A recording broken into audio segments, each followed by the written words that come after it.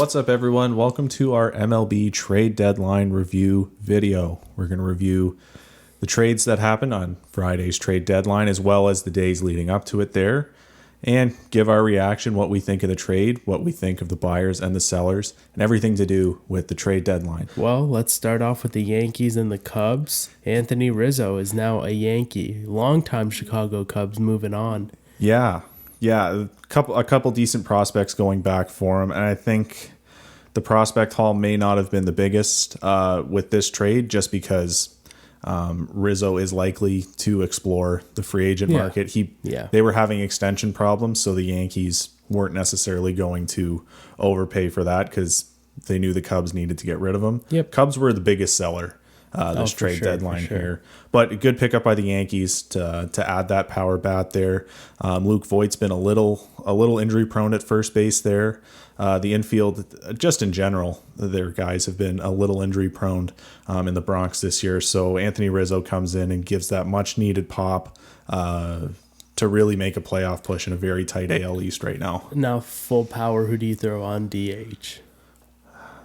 You still put Giancarlo Stanton when he's there. Okay. So Rizzo can one of Rizzo or. Yeah, I think they'd probably platoon between them. I think Rizzo's got to be your everyday first baseman there, and but they can stick Voit there, and I think I would do a cycle of guys. Stanton could go into the outfield if you need him. You want to avoid it, but they've at this point in the year, it does not hurt to have as many starting caliber guys as possible. Yeah. So the Chicago Cubs also ship off Javi Baez to the New York Mets. Yeah, Javi Baez, Trevor Williams helps in that bullpen too for the Mets for a great prospect in Pete Crow Armstrong. He was their first round pick in the 2020 MLB entry draft there. Lots of potential for Crow Armstrong. So what they may have lacked in prospect hauls in that first trade, definitely got that back with Crow Armstrong. Javi Baez is going to be brilliant in that infield there. Good friends with Francisco Lindor. They've got that Puerto Rican double play connection right now. Yeah. So Baez is likely expected to play second base there. Oh, okay. He's played the position before. I assume he's going to go there. They'd move Jeff McNeil every day now at third base there. Stick with Pete Alonso at first base, a very deadly infield there. Yeah. Jared McCann behind the plate. So definitely a lot to be excited about for this Mets team. And now I guess we just kind of go through the infield for the Cubs here, because we got another one of their World Series infielders off the board next. Yes, Chris Bryant is going to San Francisco. San Francisco has arguably been the biggest surprise of this season. No one really expected them to be leading the NL West when the Padres and the Dodgers are so stacked. But they've really, continued their torrid pace, and Chris Bryant's only going to help that. He struggled a little bit leading up to the All-Star game and afterwards. He's starting to come out of that funk now. He's had a good week and a half or so. I expect him to play numerous positions, outfield, third base, because they still have Longoria playing third base there. They've still got good outfielders there with Dickerson, Duggar. So definitely, the Giants are definitely, there's no shortage of places you can play Bryant. They've got no shortage of talent in that lineup there. Decent haul back for the Cubs as well. Yeah, they get Alex Canario and Caleb Killian. Yep. Now, the Cubs, another infielder. They ship off Craig Kimbrell to the White Sox. Not an infielder. He was... I was reading what they received. My bad. Yeah, he was the top, the cream of the crop when it came to bullpen help. Really revitalized his career this year, back to what he was before when he was with Atlanta. Had some down years, playing well. He's, just going to the south side there. With the White Sox. Great haul back there. I was a little surprised to see Nick Madrigal's name in there. This is a guy that the White Sox had invested a lot into, came up through their system fast. He'll be a staple at second base for the Cubs for years to come. And Cody Hewer, also a little surprised to see him there. He was a bright spot in their bullpen last year when the White Sox made their first playoff run in a long time. So Cody Hewer is a good guy that the Cubs can build around that bullpen, but Kimbrell is going to be, it's it's a nice pitching core with the White Sox, and he's only going to add to that. Yep, and the Cubs ship another reliever to the White Sox in Ryan Tepera. Yeah, definitely. The White Sox received both the most polarizing relief pitching option in Kimbrel and kind of the best budget option as well. Yeah. With Ryan Tepera, again, having a great year with the Cubs there. A lot to be excited about when you look at that White Sox bullpen now. Yeah. And the Cubs receive left-handed pitcher Bailey Horn. Yep. They ship center fielder Jake Marisnick to San Diego. Yeah. San Diego wasn't as active as I would have expected them to be. Mm-hmm. They were linked to a lot of names like Trey Turner, like Max Scherzer. Obviously, they didn't get them.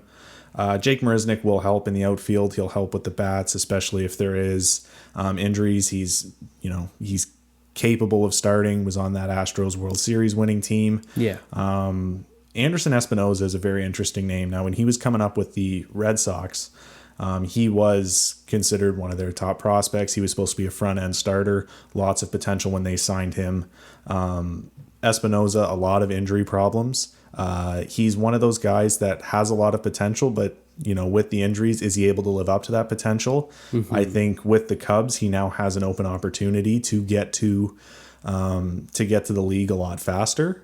So it'll be interesting to see what he does, whether or not he can stick in a rotation or whether he's going to be a back end bullpen piece. Yeah. But an interesting pick there. If you had asked me a few years ago, could Jake Marisnick get Anderson Espinoza back? I'd say you're crazy, but that's just the world we're in right now. Yeah.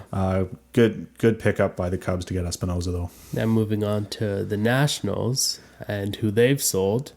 They sold a lot too. Yeah, probably the biggest trade we've seen so far. The LA Dodgers pick up Max Scherzer and Trey Turner. Yeah, and we'll get to the Dodgers' other picks a little more because they did more to bolster their chances of winning that NL West. Yeah. But Scherzer and Trey Turner was the blockbuster deal. 2 top 100 prospects going back to the Nationals. So definitely a hefty price tag for those two. It'll be interesting to see if the Dodgers can lure Scherzer in to sign some sort of extension. He is a free agent. Trey Turner has, I believe it's 2 years of control left after this year. So definitely they're loaded in that infield. Corey Seager's had his injury problems this year, so Trey Turner will slot in nicely at short. Mm-hmm. And I think they probably got him for a little bit more of a discount than they would have gotten with Trevor Story. Yeah. And the fact that they got Max Scherzer too, this was really a no-brainer for the Dodgers to pull the trigger on this. For sure. Nationals have a lot to be excited about with Keibert Ruiz and Josiah Gray. Great top 2 prospects to get from the Nationals there. Yep. Now, Oakland Athletics pick up catcher Yan Gomes and Josh Harrison. Yep. And some cash. Drew Millis, Richard Gouch, Seth Shaman. So catcher. Couple pitchers going back, solid prospects. Considering the haul that they got, Yan Gomes, he's going into free agency next year. Solid catching option, especially for a postseason team. Yep. Good for a platoon. He can start. Josh Harrison's really bounced back. He was here on a minor league deal last year, signed his major league deal to stick with the Nationals this year, and has really made the most of it to get back to the form he was once had with the Pirates. Mm-hmm. That'll definitely help. Oakland was obviously, they're a thriftier team. They were linked to bigger names, but it's tough to keep those guys in, so they have to make sure that they don't sacrifice the future because they're not a big free agent market. So this was a good trade to make that definitely makes them stronger as they try to cling to that last wild card spot. Yep. And Boston picks up outfielder Kyle Schwarber. Yep. The selling keeps coming for the Nationals. Good pickup for the Red Sox there. They add another power bat to that outfield. He's a guy that could slot in there at DH if JD Martinez needs an off day. Mm-hmm. More pop is something that definitely plays well in Fenway Park, and I think it's a solid pickup for the Red Sox, who, again, like the Padres, weren't as active as I thought they would be. Yep, so the Cardinals pick up John Lester. John Lester, selling continues. John Lester, good veteran arm for the Cardinals, who are again looking to compete for that NL Central. The wild card looks a little bit unattainable when you have those three powerhouses coming out of the NL West. Yeah. So they're going to have to win their division if they want in there. They're going to have to overtake the Brewers. John Lester's a guy that has that postseason experience. Definitely a guy that will fit in well with other veterans like Adam Wainwright in that rotation. So Yeah. good pickup for the Cardinals. Yep. And San Diego picks up pitcher Daniel Hudson. Yep. Good option for the bullpen. He'll slot in nicely in a setup role with Mark Melancon with the Padres. So again, you would have wanted them to make maybe a little bigger of a splash, maybe try to go a little stronger after a Craig Kimbrell. But Daniel Hudson is a good consolation there. Yes, and the last of their sell job, they ship Brad Hand to the Toronto Blue Jays. Blue Jays are getting a good one in Brad Hand. I thought they should have made a bigger run to sign him a few years ago in free agency. Obviously they didn't, but they end up getting him for a pretty frugal price here with Riley Adams going the other way. National stocked up on catchers, so no shortage of catchers there in their system. Brad Hand really helps this struggling and injury-prone Blue Jays bullpen. He'll fit in very nicely in a setup or possibly a closer's role. We'll see. Yeah. So the Blue Jays also pick up Joakim Soria from the Diamondbacks, but they haven't sent a player. What's going on there? It's just a player to be named later. Very common, especially with veteran guys like Soria. All dependent on, it's a safer trade for teams like the Blue Jays because it'll depend on what Soria does. Yeah. And then they'll make players available to them. Gives Arizona a little bit more time to scout out who they'd want to see as well. But Joakim Soria, I mentioned that Brad Hand might be setting up, might be closing, as this is a guy that has done both as well. So I don't think the Jays will have a set closer at this point. If it was to be a set closer, it'd probably be Brad Hand. But Soria is a guy that has experience closing out games. Postseason experience, definitely something you need when you're trying to make a push from and you're on the outside looking in on the postseason right now. So the Jays continue to bolster their rotation, picking up Jose Berrios from the Minnesota Twins. Yeah. Blue Jays fans are a little 50-50 on this one. Because they did give up a steep haul, 2 top 100 prospects in Austin Martin and Simeon Woods Richardson. I think it's a great trade, though. They definitely need to focus on making that front of the rotation stronger with all the bullpen problems they have had this year. Yeah. And Jose Berrios is nothing but consistent, a staple with Minnesota when they were making their postseason runs. Obviously, Minnesota's struggling. I think they were having problems with extensions with him. So Jose Berrios is a guy that they knew they could get a good return, and boy, did they get a good return for him. Berrios has an extra year of control. It's probably why it warranted such a big return. The Jays had infield prospects to give up as well. They've got a great system. So they could afford to do this as, you win. When you're looking at World Series contention, maybe not this year, but next year, a guy like Jose Berrios is going to help. And, you win World Series with your active rosters, not your prospects. So you got to use your prospects to try to make that push. Yeah, no, fair enough. Cardinals pick up J.A. Happ from the Twins. Yeah, so the Twins keep in their selling form there. J. Happ, another good veteran guy to add to Wainwright, to add to John Lester, who they just picked up. Yeah. John Gant's a good guy.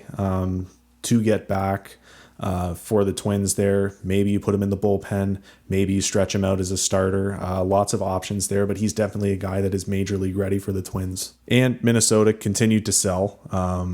They had a loaded back end of the bullpen, so they're sending Hansel Robles off to Boston. Alex Scherf going the other way. Robles definitely helps add some pieces to the setup core to set up Matt Barnes closing for them. So definitely a good piece with a lot of late game experience when he was with the Angels, as well as with the Twins. So good pickup. Boston picks up another pitcher in Austin Davis from the Pittsburgh Pirates. Yeah, Austin Davis, another good guy, another good lefty to add to their bullpen as well. Pittsburgh gets Michael Chavis. A little surprised to see Michael Chavis go. He was a highly touted guy highly touted for the Red Sox. Yeah. He can really play anywhere, infield, outfield. So Pirates get a good guy that they can work around as they have a very deep system themselves. He probably looks to be at least part of their short-term future, I think. Yeah. So an interesting pickup for the Pirates there. Okay. The Pirates also ship off Richard Rodriguez to the Atlanta Braves. Yeah, good way to get Bryce Wilson back. Definitely a guy that you can put in that the Pirates can put in their major league rotation. They also got Ricky DeVito. Richard Rodriguez, though, is having a great year with Pittsburgh. He was closing for them this year, so another guy that Atlanta can add to a solid bullpen. Yep. As they continue to try to knock off the New York Mets in that NL East. Yes, they also pick up Jorge Soler from the Royals to do that. Yeah, so they pick up Soler. Kansas City, obviously a seller here. Bright future ahead for Kansas City. Yeah. But, Soler is at that point where there's probably other options in your system that you could use, and you should get something back for him. Soler, great power bat. He's one of 3 outfielders the Braves added to try to minimize the hole that Ronald Acuna going out for the season causes. Yeah. Picked up Eddie Rosario from Cleveland. Yep. Gave up Sandoval, but again, that's a piece that you can give up. Rosario, again, good starting experience with Cleveland and, of course, with Minnesota, where he spent most of his career. Definitely some guy with some sneaky pop to his bat there. Yeah, and the last outfielder, Adam Duvall. Yeah, Duvall goes back. Definitely revitalized his career with Atlanta. He's having a solid year with Miami this year. Again, some left-handed pop to their lineup, something that everyone's looking for. So Duvall, again, Alex Jackson's an interesting prospect going back. Good pickup for the Marlins for Duvall, but yeah, obviously Duvall will help Atlanta. So the Yankees bolster their rotation with left-handed pitcher Andrew Heaney and some cash. Yeah, so I think it's safe to say the Angels were in a conservative selling role. It was a little iffy with Trout coming back and with Ohtani playing well. They're playing 500. They have an outside shot at a wild card spot. I think they're going to play it as they didn't get rid of any big stars. But Andrew Heaney's probably the biggest name they did get rid of. He'll definitely help this Yankees rotation. Again, the Yankees have been battling injury this year. He'll definitely help towards the 3, 4, 5 spot in their rotation. Yeah, the Yankees continue to buy big to try to make a hunt at the Red Sox and the Rays. Yeah, and another big trade for the Yankees from Texas. They pick up outfielder Joey Gallo and Joely Rodriguez. Yeah, so Joely Rodriguez will really help their pitching as well. But of course, the centerpiece is Joey Gallo. Big time power with Joey Gallo. Yep. Something that plays well at Yankee Stadium. So I was a little surprised to see Joey Gallo go to the Yankees. I heard some other names. I think the Red Sox were interested in him too. But good on the Yankees for getting him. They got a good haul for him as well. Glenn Otto is a guy and Ezekiel Duran are 2 guys that I look at as good pieces for Texas to get back. Yep. So the Phillies receive Kyle Gibson, Ian Kennedy, and Hans Kraus. Yep. From Texas. Kennedy and Kraus likely will help with the bullpen there. Obviously, Kennedy being more of a closer. Kyle Gibson's the centerpiece of that deal, though, having a great year with Texas. He's just an all-around consistent pitcher, eats up a lot of innings. Something that the Phillies need is it's a very tight NL East right now, so you have to try to get better. Phillies aren't necessarily the boldest of teams to go to. Obviously, the Braves and the Mets stand out, but the Phillies have an outside shot here, and Kyle Gibson definitely helps that bullpen led by Aaron Nola. Yep. And rotation led by Aaron Nola, not bullpen. The Giants pick up Tony Watson from the Angels. Yep. Tony Watson, good lefty to put in their bullpen. Again, trying to maintain that NL West is important, and Tony Watson is a guy that has closing experience, setup experience, so good guy to pick up. From Kansas City, the Dodgers pick up Danny Duffy. Danny Duffy was having a Cy Young caliber year before he went down. He's still injured right now. He'll be back. So that's probably why it's a player to be named later. You probably could have gotten a bigger haul before the injury. He is a bit injury prone, but obviously a good left-handed option to an already loaded left-handed staff with the Dodgers. So now with Scherzer and Duffy, that looks to really minimize the blow of Trevor Bauer likely being shut down for the year due to the allegations surrounding him. So they're definitely going to keep pace. Yep. So the White Sox, with their last move, they pick up Cesar Hernandez. Yeah, Hernandez. Overall, just a solid infield option. Definitely a guy that. Maybe he's more of a platoon role, but he will replace the void that I think it made it a little more comfortable for them to include Madrigal in that Kimbrel deal, knowing that Cesar Hernandez could comfortably take over second base. Yeah. One of the more underrated offensive players as well. Very consistent, hits the ball well, has a nose to get on base.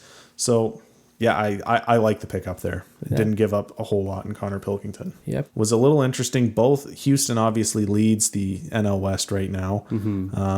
So they got the bigger return, obviously, but Seattle's still in the hunt. Seattle's only, I think it's about 4 games out of a wild card spot right now. Kendall Graveman is having one of the best years of any relief pitcher this year.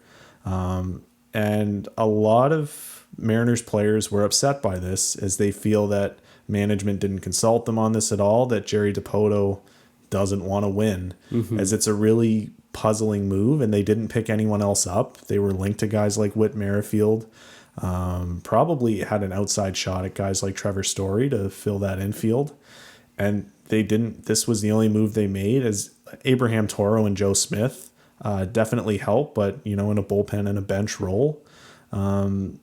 Yeah, it's very puzzling to see Seattle linked to so many names and to see them actually leaning towards the selling option when, they have a legitimate shot to catch Oakland. So yeah, it's a puzzling deal, especially for one of the first deals to go down at the deadline as well. So definitely confusing, definitely a head scratcher there, but we'll see what the Mariners can do, just like we'll see what all these teams will do with their new additions. Yeah. With that, that'll do it for our MLB Trade Deadline reaction video. Thanks for watching. If you liked it, give it a like down below. Subscribe so you don't miss any of our other uploads.